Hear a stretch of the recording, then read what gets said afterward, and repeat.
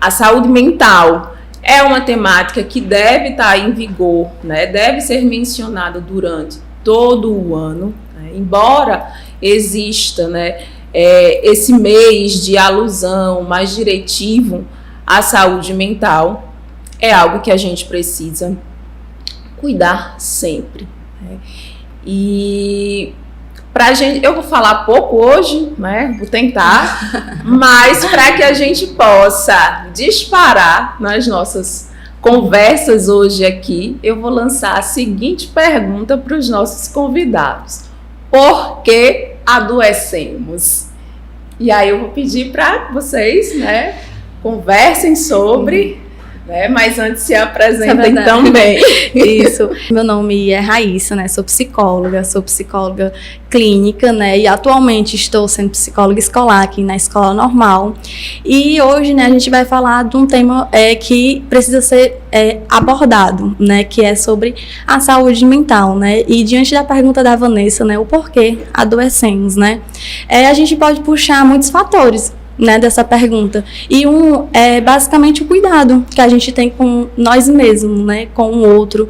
É a questão do que a gente se propõe, né, a mudar para colocar a nossa saúde mental em primeiro lugar, né? Então, assim, depende muito, né, tem um contexto. Nós hoje estamos inseridos numa sociedade que tudo hoje é questão de sanidade mental, né? Tudo hoje tem aí as questões que eu vou jogar logo nisso, que é bem polêmica, né? Questões de TikTok, questões de redes sociais. Então, assim, hoje nós estamos inseridos numa sociedade que por si só já é adoecida, né? Com tudo o que traz. Então, assim, não tem como a gente, sujeitos que estão inseridos no meio, não adoecer.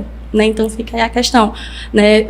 Como é que nós vamos, né, não adoecer inserido nesse meio que é tão adoecedor, né? Então, assim, eu levo essa reflexão para vocês, né, inicial. E aí, assim, também, hoje em dia, né, pensar essa contextualização da saúde mental também vai para além da perspectiva de ter ou não ter transtornos psíquicos, né? Porque...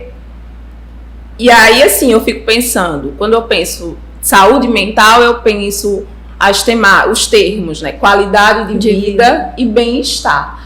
Mas o que pensar sobre qualidade de vida e bem-estar nos dias atuais, né? Num contexto de pós-pandemia, né? Muito bom, assim, esses questionamentos, né? Essas reflexões.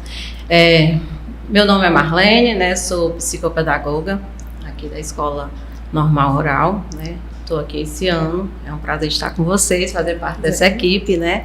E é uma temática, assim, que a gente procura mesmo, assim, estar por dentro, né? Procurando, buscando identificar também a questão, assim, como identificar se uma criança, né? Que eu tenho mais contato com as crianças, né? Com público infantil, né, educação, aqui são todos os níveis, né, mas assim, o infantil a gente percebe muito, agora que as crianças estão assim, meio ansiosas, né, com problemas de ansiedade, né, com essa mente adoecida, o psicológico, né, essa assim, é uma temática que tem buscado muito, assim, eu também como profissional pesquisar, como fazer para ajudar essas crianças, né.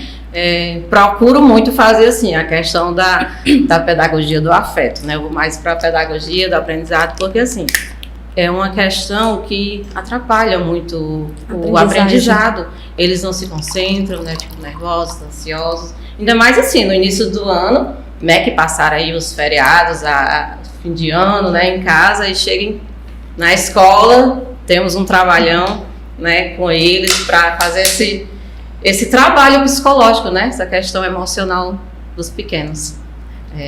Vamos falar, vamos aproveitar, vamos também, assim, conhecer muita coisa, né? E aprender para poder colocar em prática com essa troca de ideias. Olá, queria saudar todo mundo que está assistindo ou escutando esse podcast. Meu nome é Máximo Ribeiro, sou médico psiquiatra. E aí... eu acho que a reflexão a gente começou bem, né? Eu acho que foram aí perguntas estimulantes, né? Quando a gente pensa assim, o que nos leva a adoecer e fatores, né? A Raíssa já trouxe aí a reflexão sobre questões pessoais, né, do autocuidado e a busca de eu me cuidar, o meio que a gente vive, mas existem questões mais intrínsecas que nascem comigo, né? Existem questões hereditárias, genéticas, né? Então, muitas vezes eu posso ter assim, um risco maior de desenvolver um transtorno, ou por que não dizer uma doença mental, a partir de um conjunto de fatores que já vem em gerações anteriores. Você pega TDAH, puxando para as crianças, é um dos quadros mais hereditários, né? E aí, autismo também, geralmente quando a gente identifica uma criança com TEA, um quadro de autismo, ou o pai, ou o avô, ou alguns outros membros da família tem traços. Então existem questões que eu não escolho, no sentido assim de um processo de busca de bem-estar e qualidade de vida, que eu posso tentar esse caminho para evitar o sofrimento mental e a doença mental, mas existem questões que já estão ali, que a partir de algum gatilho ou situações de risco podem manifestar o que estava lá, incubado, que talvez nunca se manifestasse, né? Mas situações de violência, abuso, né? Situações de abandono, né? Uso de substância, uma série de situações que podem contribuir para o desenvolvimento do adoecimento mental. Isso, perfeito. É tanto que tem algumas vezes que as pessoas até se questionam, né? Tipo assim, mas doutora, por que eu faço atividade física, eu faço isso, eu faço aquilo e ainda estou persistente? Então, assim, não é só isso, né? Isso é um fator. Tem todo um contexto por trás disso. Tem a questão do histórico da família, né? Que vem muito, né? Hoje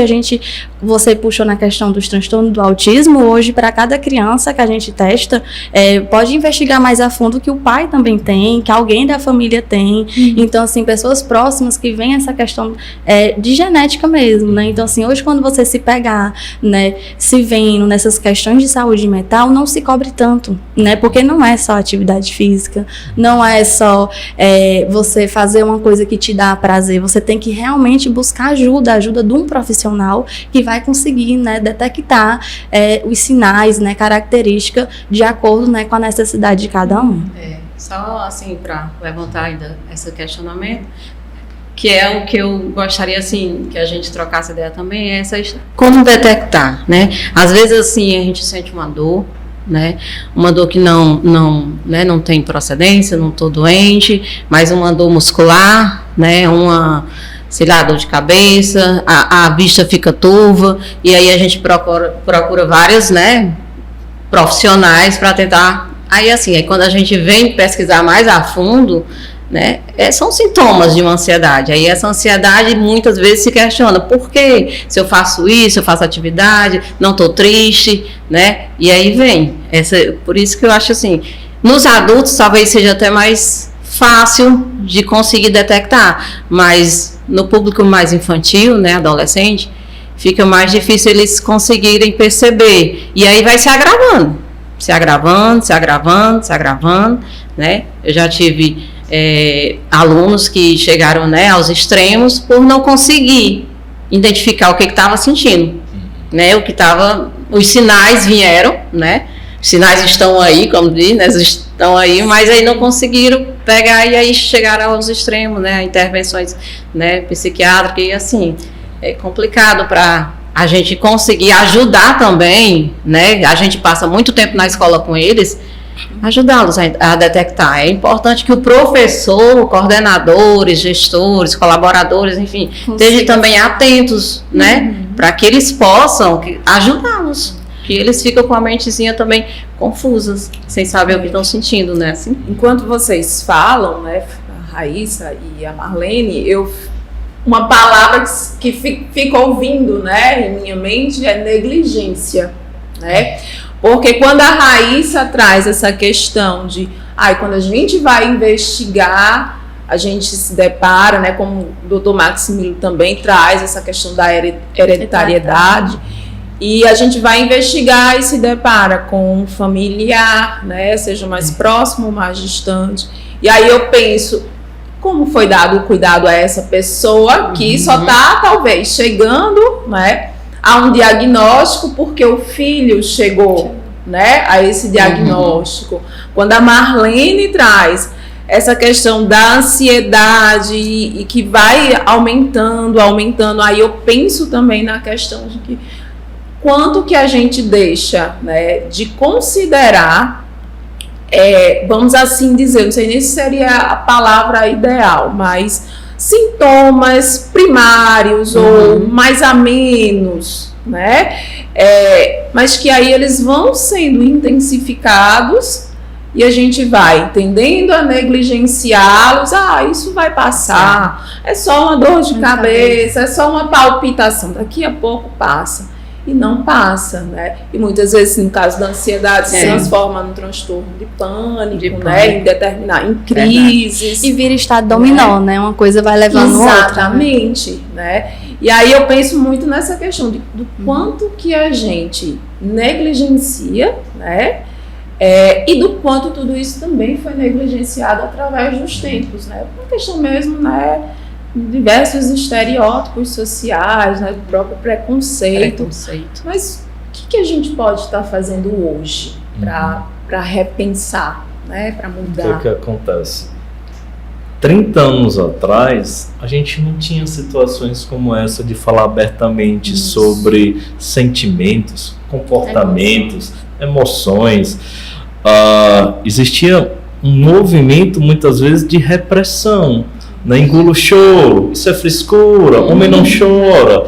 Então, assim, por exemplo, quando se traz aí o boom de autismo e de TDAH, não é de agora, já existia, né? Então, quando tu traz essa ideia, poxa, tem um adulto que vivenciou uma série de situações que até então não foram percebidas, e a partir do filho dele, voltando retrospectivamente, foi dado o diagnóstico do pai, da mãe, tá entendendo?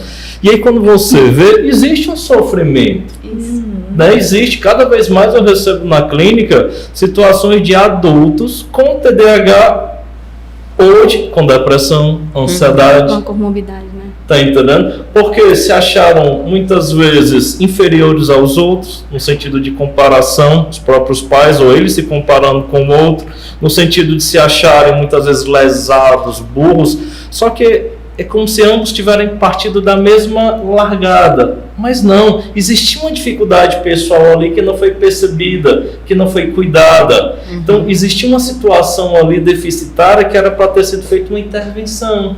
Tá entendendo? Uma terapia, uma série de outras situações de reabilitação, que a partir disso, aquela criança e aquele adolescente, ele iria avançar tanto quanto o coleguinha do lado. Estou falando do pai da criança, tá entendendo? E aí, como não foi percebido, existia um estigma, não, ele é assim mesmo, a criança incorpora e leva isso para a vida adulta. Então, hoje em dia, movimentos como Janeiro Branco, movimentos da psicologia, da psiquiatria, movimentos de uma série de outras profissões, está tentando trazer para o debate. Tá entendendo? Vamos falar sobre saúde mental, que isso é importante.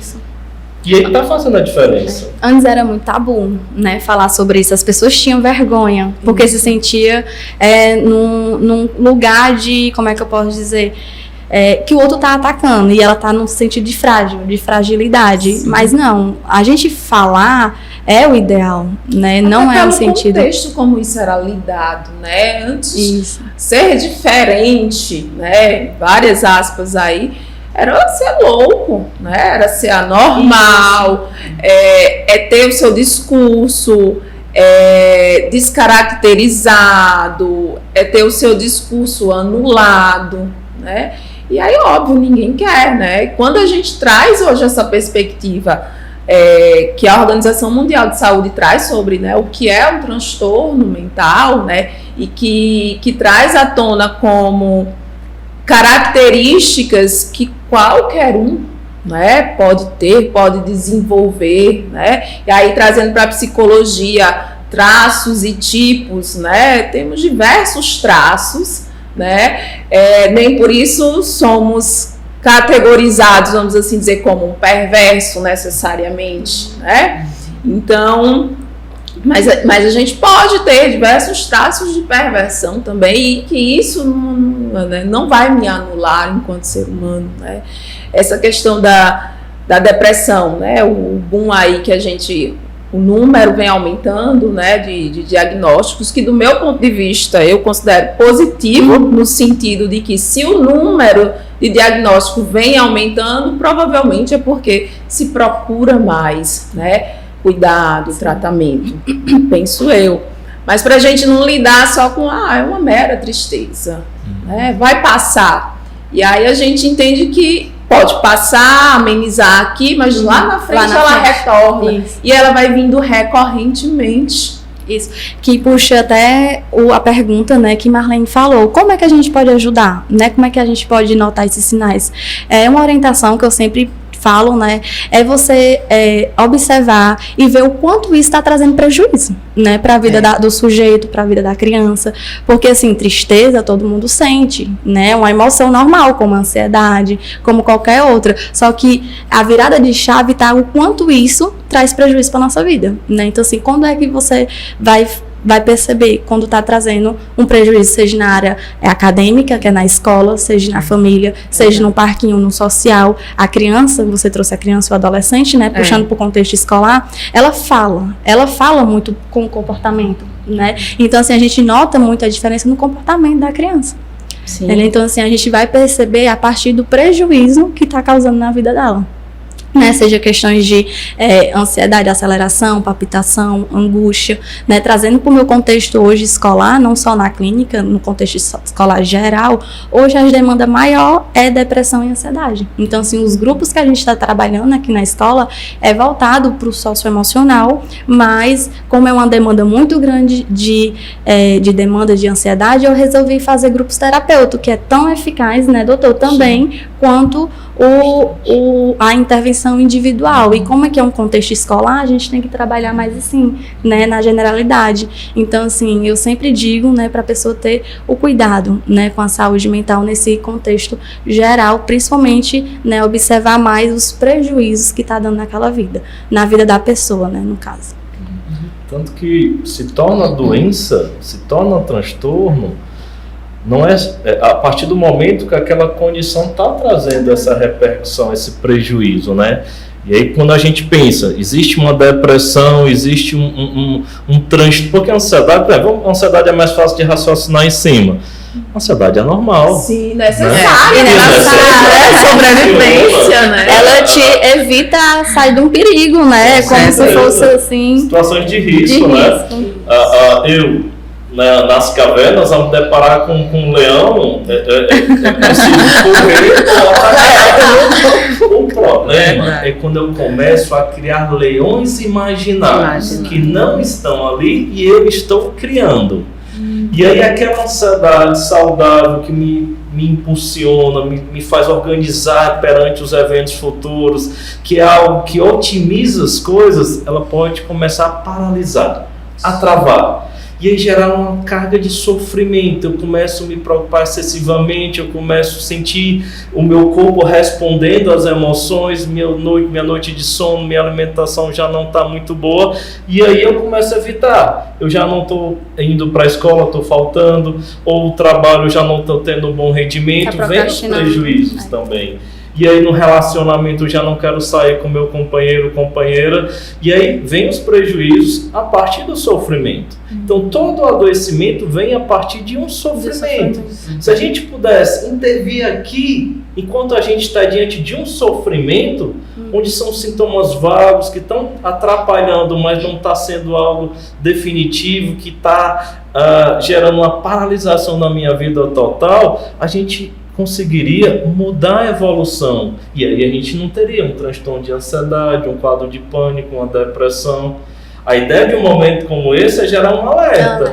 Né? Como é que eu estou? Como é que eu estou me sentindo? Eu estou passando por alguma situação que está gerando sofrimento mental? O que é que eu posso fazer a partir disso?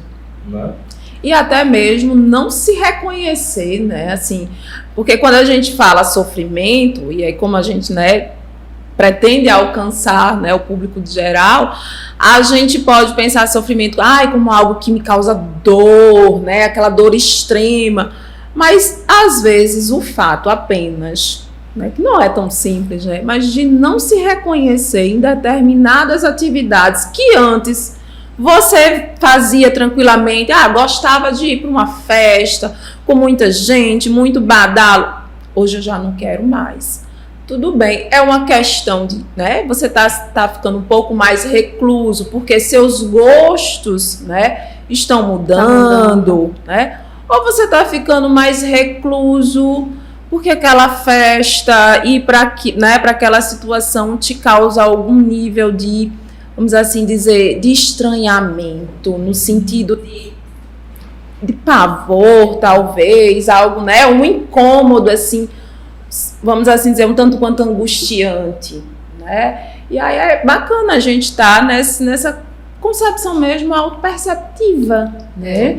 Eu, assim, tive, assim, ao longo desses anos, em sala de aula, em escola, né, com contato com os alunos, eu percebi, né, assim, acho que todos perceberam, professores, na questão, assim, pós-pandemia, né, essa questão de pavor, de reclusão, de não querer sair, né, não ter mais o contato social, ficar mais naquela bolhazinha ali da família protegida.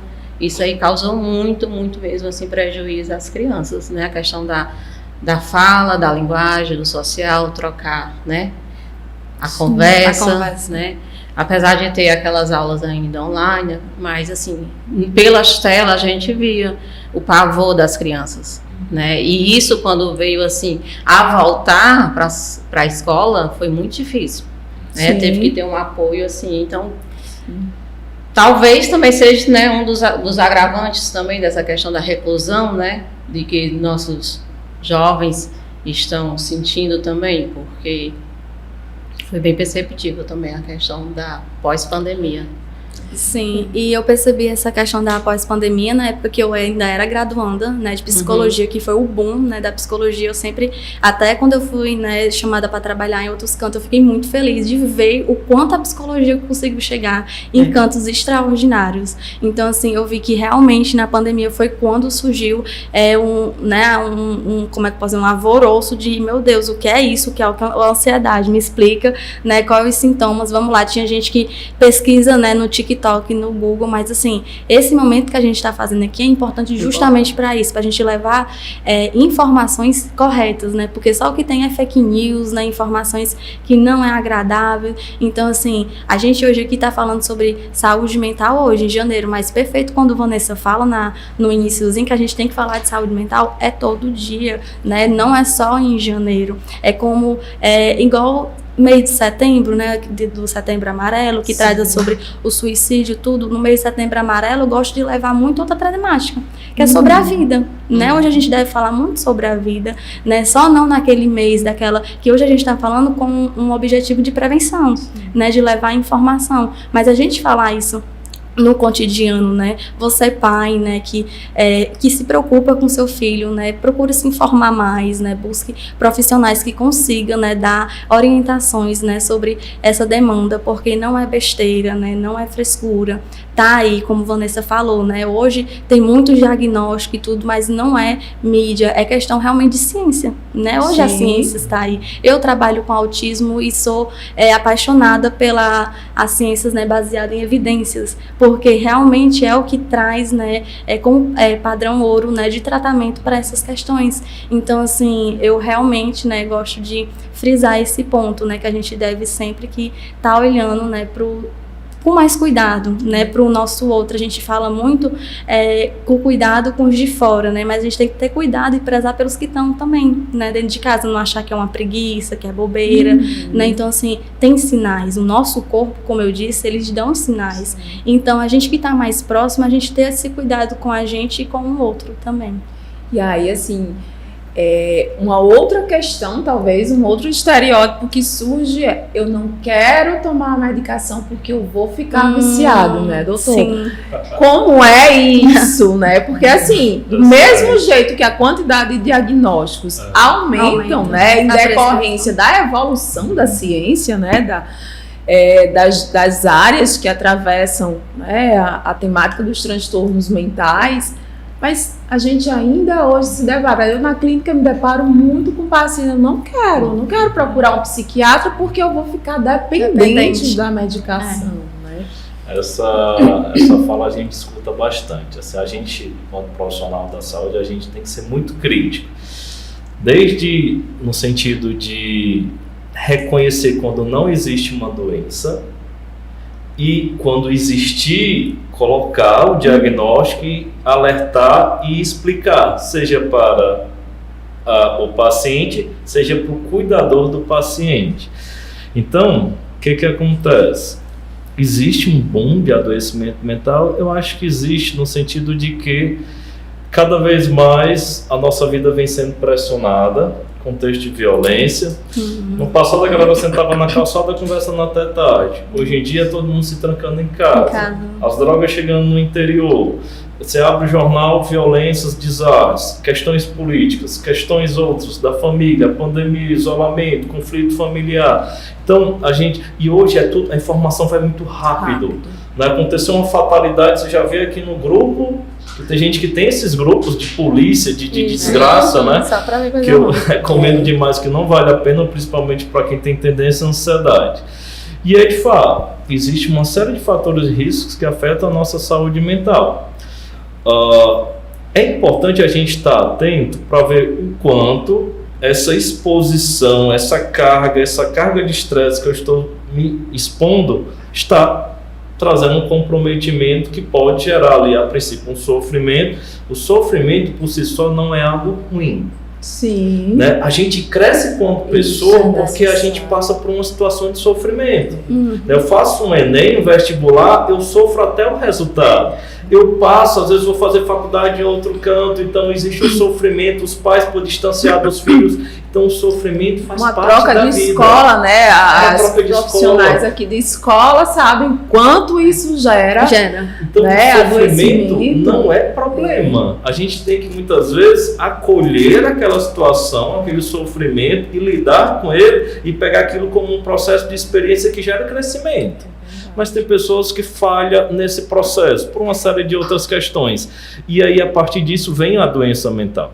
Só que é que tá, existem diferentes intervenções terapêuticas para a gente chegar e acessar um adoecimento mental. Muitas vezes, quando eu trago e mostro para a pessoa o que está se passando, isso já é uma intervenção terapêutica, que a gente dá o nome de psicoeducação. Sim. Então, quando você faz uma psicoeducação e mostra, tu tá nessa situação por isso, vamos tentar mudar esse ritmo de vida, isso aqui está sendo uma situação que não está sendo muito saudável, esse emprego está sendo um bom emprego, né? Tu está tendo tempo para você. Cadê o autocuidado? Muitos pacientes que a gente pergunta, autocuidado e tem que se cuidar. Eu quero isso, questiona, né? Então, existem situações leves a moderadas que uma psicoeducação pode ser suficiente para uma intervenção terapêutica. O acompanhamento com o psicólogo pode trazer um processo terapêutico de melhora, mas existem situações graves que a medicação é indicada e vai fazer todo um processo de diferença na resposta. Existem depressões graves que sem medicação são 8 meses, enquanto que com a medicação você consegue ter uma remissão com 2 ou 3 meses. Evitar as recaídas, que eu possa ter novas crises de depressão. Então a medicação, existe de fato a ciência a nosso favor para ver qual o remédio, qual o tempo do remédio, o remédio entra, o remédio sai, qual a dose da medicação. Então, a medicação não é o vilão é o mau uso do remédio. Sim. Perfeito, que puxando até a fala da medicação, né, quando a gente fala que é para abordar sobre o desmame, né, você não vai tomar a medicação pro resto da vida. Perfeito quando o doutor fala, né, que a gente psicóloga, a gente trabalha, né, em terapia, a psicoeducação, tanto para explicar o autocuidado, entre outros fatores, como também para explicar sobre a medicação, né, doutor? Porque tem muita gente que não sabe nem o que é aquele remédio, para que serve, como é que vai lá, e nós que vamos, né, tipo assim, ensinar. E o cuidado, né, que tem que ter, porque o doutor passou para Dona Maria essa medicação, eu tô sentindo a mesma coisa que Dona Maria. Aí vai lá a dona Josefa e toma a mesma medicação sem passar por um acompanhamento profissional. Ou o doutor Google prescreve. Ai, nossa, aí é perfeito. Aí é demais, mas acontece mesmo isso. Aí quando chega, né, na sessão, na terapia, a gente vai psicoeducar ele sobre aquela medicação, o porquê que ele vai precisar, do porquê que ele vai ter que tomar. E tudo isso começa no ensinamento sobre aquela medicação. E principalmente na psicoeducação, a gente sempre traz que tem que ter muita importância com ao retirar, né? O desmame só pode ser feito sob prescrição médica, que o doutor, né, sempre eles têm dessa tendência de não, eu sou meu médico, eu vou tirar, eu não vou mais tomar, vou parar e depois de 1 ou 2 semanas volta regredindo, vixe, tô mal, não tá dando certo, não tô mais fazendo isso, mas por quê? Vamos lá, tá tomando medicação? Não, tirei aquele de um dia, tô tomando sal da noite. Aí, tá bom, vamos que lá. É tudo remédio pra dor de cabeça, né? Que toma uma vez, é pontual. Aí eu dou esse exemplo, não é remédio dor de cabeça não, que você toma ali e passa. É uma coisa contínua, né? Exato. Você tem que ter... tratamento. É um pouquinho de cada... É igual encher forminhas, eu sempre digo, ó, uma forminha de cada vez. A gente vai enchendo aos poucos. No seu retorno com o psiquiatra, ele vai dizer o que é o melhor. Porque às vezes tira, às vezes troca, né, doutor? Então, assim, depende do sujeito. Exatamente. É verdade. E aí, lembrando, né, que existem diversas especificações dentro das categorias, né, de doenças mentais. Então, não é porque você tem depressão, eu também tenho, que a minha é igual à sua, né? Então, tudo isso faz uma diferença, quando associado também ao ritmo de vida que cada um de nós temos, né? Então, lembrar que tratamento, ele é individualizado. Sim, perfeito. E lembrar que nenhuma dor é menor do que a outra. Toda dor é válida. O que vai mudar é a situação e a interpretação que você tem daquela. Mas nenhuma dor é menor do que a outra, né? Porque a pessoa costuma muito questionar. Mas por que você tá assim depressiva? Vai já passar... Que mulher é coisa de Deus, viu? Vai procurar Deus. Não, nem tudo. Às vezes Deus, a gente usa a fé como uma motivação. Porque tem gente que acredita, é uma crença dela. Então a gente vai usar aquilo ali como o quê? Como um reforço positivo para tirar ela, né? Daquele buraco, daquela, né, deprimida. De proteção, um fator de proteção, isso. Mas tem gente que leva como se fosse por causa que tá faltando aquilo. Não é porque tá faltando aquilo. É porque realmente ela tá adoecida, seja de um contexto, né? Questões de realmente relações, né? Porque hoje o nosso ambiente de relação promove muito isso, né? Por isso que hoje, dentro da escola, puxando um pouquinho para a escola, a gente tem o programa socioemocional, que é justamente para trabalhar isso com as crianças e adolescentes, né? Trabalhar para que eles mantenham um ambiente saudável, né? Que eles saibam conviver, que eles saibam conversar assertivamente com o outro, né? Porque hoje está tudo numa conversa, né? Assertiva. E que eles possam sentir também, né, Raíssa? Porque parece que sentir emoções é algo tão absurdo hoje em dia que você quer afastar. Ai, não quero isso pra mim. Ai, tô triste. Não posso estar sentindo tristeza, porque senão vou ficar depressivo, né? E não é por aí, né? É preciso a gente entrar em contato com nossas emoções. Emoções, né, são fisiológicas. Perfeito. Né? A gente tem que sentir. A gente não consegue controlar o que a gente vai estar sentindo. E é isso que a gente trabalha em terapia, né? A gente não controla nossas emoções, nós aprendemos a lidar com ela em certas situações. Às vezes o pequenininho vai exatamente, né? As crianças já saberem o que estão sentindo, né? Quando é raiva, né, quando é tristeza. A gente tem que saber nomear. Uma felicidade. E deixar que essas crianças também possam resolver determinadas problemáticas, né? No sentido de, poxa, meu lanche caiu no chão, eu vou abrir um berreiro aqui, vou procurar a tia, eu quero outro, enfim. Ou, não, calma, o que eu posso pensar? Será que eu posso pedir um pouquinho do lanche do meu colega?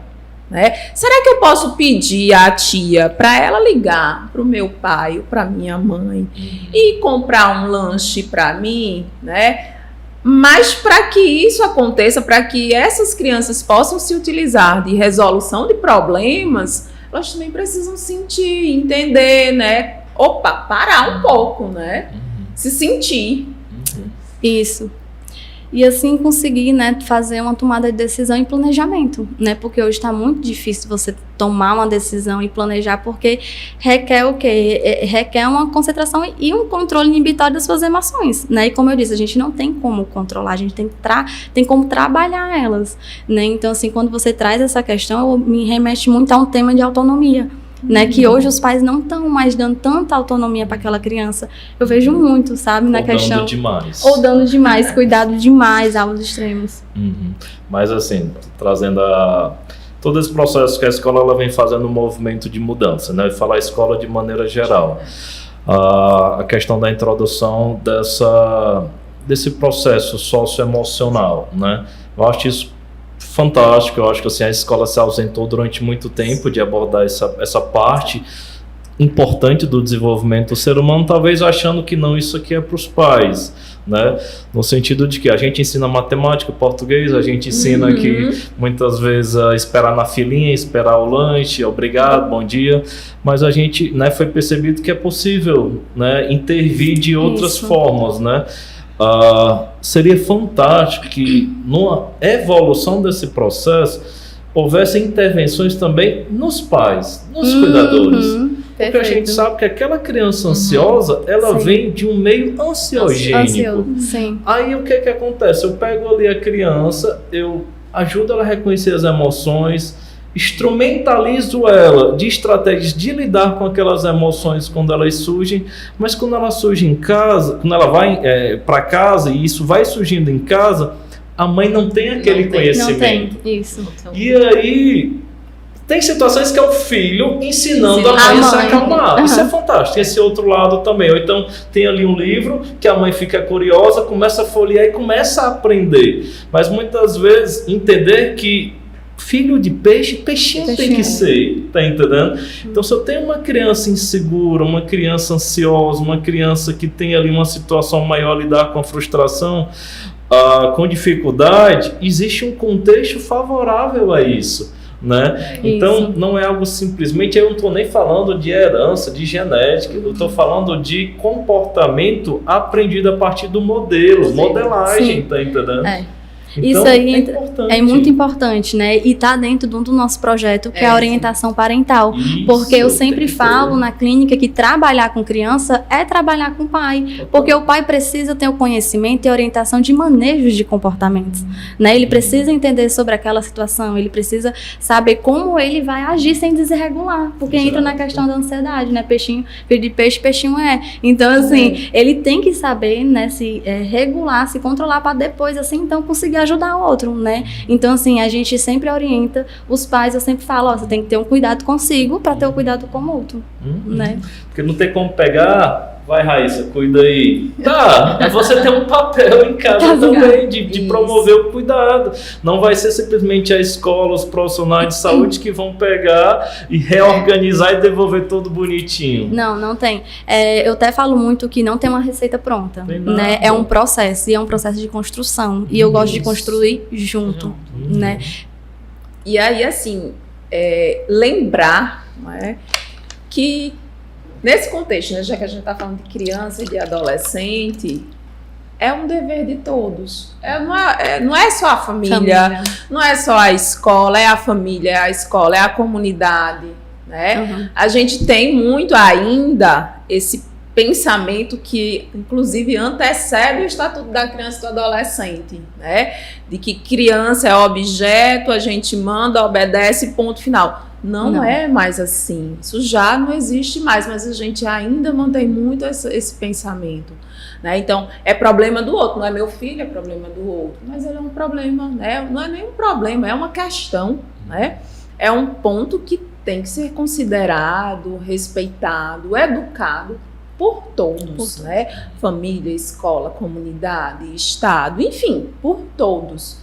Criança e adolescente é responsabilidade de todos. E dentro dessa questão emocional, né, a gente está cotidianamente, né, já que a gente está numa rede social, né, de convívio contínuo, a gente está a todo momento sendo educado e educando, né? Então, o que a gente faz gera também, né, aprendizagens nesse outro.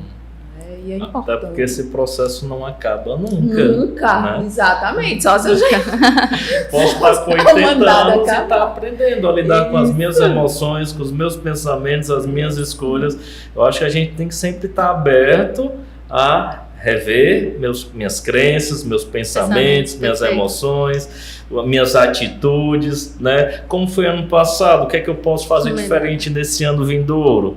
Né? Eu acho que essa plasticidade, essa possibilidade de mudança é fundamental se a gente quer ter saúde mental. Perfeito. E puxando muito a isso que o doutor fala, ter uma flexibilidade também nas coisas, porque hoje em dia as pessoas se frustram muito, muito rápido, né? Então, assim, você ser flexível quando algo não tiver, né, na sua perspectiva, porque nem tudo sai como a gente quer e tá tudo bem, né? Então, assim, e puxando também pra isso, no dia que você também não tiver bem, tá tudo bem você não tá bem também, né? A gente fala muito que você tem que estar bem, no aspecto tá bem. Não, mas a gente também fica mal. Eu tenho meus dias de ficar mal, eu sempre digo, eu tenho meu dia de ser feia em casa, mas assim, puxando um pouco pra brincadeira, a gente tem o direito de não estar bem um dia 100%, né? Então, assim, você não se cobre tanto, porque é em cima desse cobrar que vai gerando, né, uma coisa e outra. E puxando muito também para a questão das redes sociais, né? Hoje, nosso maior, eu digo nosso, né, da psicologia infanto-juvenil é a rede social. Sim. Então, assim, eu vejo frequentemente crianças, né, ficando ansiosas, adolescente, porque tá vendo um post de um amigo, uma coisa ou outra, e diz, vixe, já tô ansiosa porque eu vi isso. Tem gente dizendo, se eu ficar sem TikTok, sem celular, eu não vivo, tipo assim, chega a falar, eu morro mesmo, tá entendendo essas coisas. Aí eu fico, nossa, isso vem me preocupando, o quanto isso, né, tem refletido na nossa sociedade. E eu sempre digo para minhas colegas, né, de trabalho, que isso é uma questão de saúde pública. Não só Essa as questão redes de sociais. rede social, de telas em geral, Jogos, né? jogos em geral, é uma Tem. questão de saúde pública. Eletrônicos, né? Os Eletrônicos em geral. É tanto que uma das orientações que a gente mais faz, né, pro pai, é questão de rotina, né? Dentro do processo terapêutico, quando você bota uma criança e um adolescente em rotina e controles limite, questões de tela e tudo, isso diminui. Não é que você vai ficar sem, ninguém tá 100% longe dessas questões de saúde mental. Como Vanessa trouxe bem, não tem raça, não tem cor, não tem extinção. Você só basta estar respirando e tá fora de um contexto, assim, totalmente, né, que não te causa um bem-estar. Então, assim, hoje as pessoas estão muito intolerantes porque hoje a tela tudo é muito fácil, né? Você tá aqui e você tem. Então, puxa o que? O tema da frustração, né? Na vida social. Por quê que as pessoas se frustram tão rápido? Não é uma reflexão. Por causa desse contexto que estão inseridas, né? Vivendo. Então, assim, hoje os pais dão porque é o mais fácil, né? Se eu sou mãe, eu digo, o tempinho que eu tenho ali, que eu dou salário pro meu filho, é o tempo que eu tenho de fazer alguma coisa. Mas eu sempre oriento o quê? No lugar de dar o celular, chama ele vai lavar uma louça, vai passar um pano, chama pra fazer com você, né? Bota ele pra... Eu tenho com ele quantos anos? Eu sempre gosto de botar tarefas, né?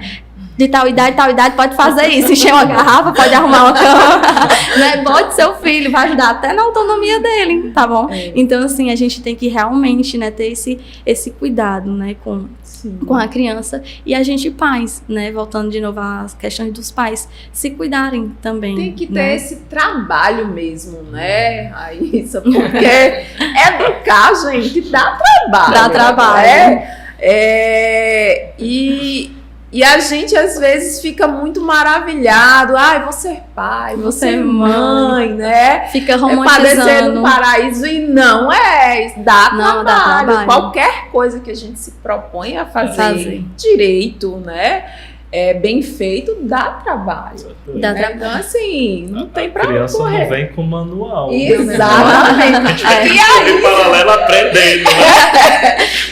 E aí não adianta, né? Ai, porque com meu sobrinho foi assim. Eu vou Não dá, gente. Mas tem falas assim, tipo, tem pais que chegam pra mim e dizem, não, mas a criança tá com questões comportamental, demanda de regras, comando. Não, mas era assim, na minha escola eu batia, eu puxava, eu gritava, é normal. Não é normal.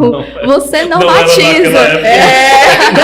Não Não era lá e não é aqui ainda, assim, vamos falar um pouco mais sobre isso, né, mas realmente eles têm essa fala de trazer sempre, né, o passado pra cá, mas a gente tá em constante mudança, como o doutor trouxe bem, né, a gente procura evoluir, esse é o processo da evolução, e que bom que a gente evolui, né, que a gente vai aprendendo com nossos erros, né, então assim, quantas coisas a gente não queria ter feito antes, né? Então, tipo assim, quantas crianças a gente não poderia ter ajudado, pessoas que a gente poderia ajudar, que hoje a gente está ajudando, que hoje está tendo uma eficácia maior, né?